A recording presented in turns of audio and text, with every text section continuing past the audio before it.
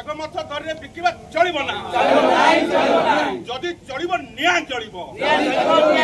ପ୍ରଶାସନ ତୁମେ ସତର୍କ ହୁଅ ସମ୍ପତ୍ତି ଶାଗ ମାଛ ଦରରେ ବିକିବା ଚଳିବ ନା ଠାକୁରଙ୍କର ଫିକ୍ସ ଡିପୋଜିଟ୍ ସୁଧରୁ ସରକାର ତୁମେ ସତର୍କ ହୁଅ ସତର୍କ ନହେଲେ ଆଗାମୀ ଦିନରେ ଗାଦିରୁ ଯିବ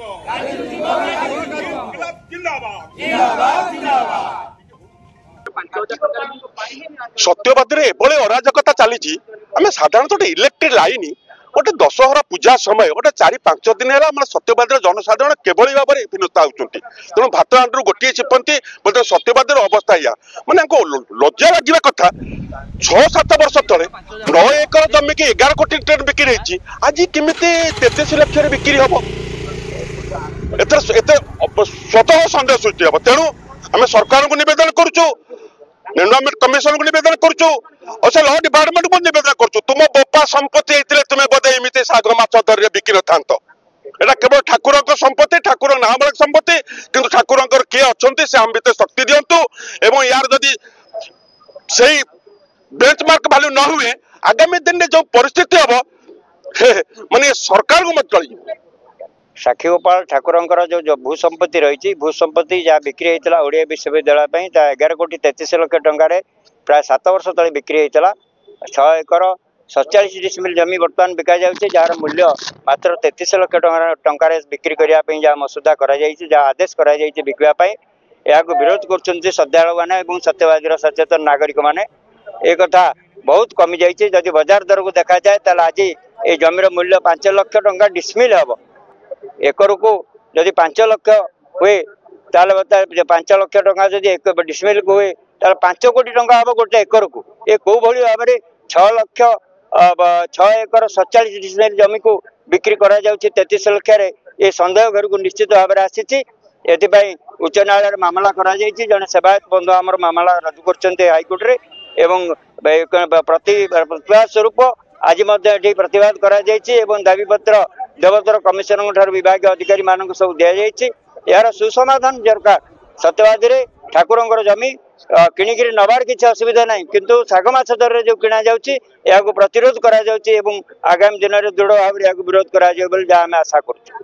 घटना श्री श्री सत्यवादी गोपीनाथ विश्व प्रसिद्ध ठाकुर सत्यवादी फुलसा मौजार 9 एकर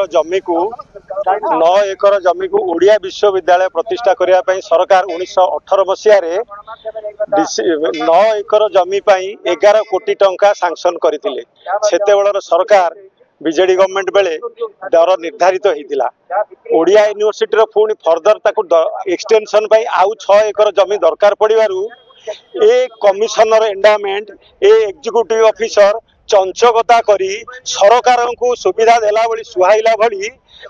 6 एकर जमी को जार दर हूँ बर्तमान 15 कोटी टंका ताकू 30 लाख टंका नवा को बस ठाकुर को ठकिकी तेणु आम मैंने ठाकुर ठकई को मोटे प्रश्रय दबुना यही जो भितर एंडामेंट कमिशनर एग्जीक्यूटिव ऑफिसर जो मैंने ठाकुर स्वार्थ रक्षा करने निजुक्ति होती गवर्नमेंट को सपोर्ट करुँच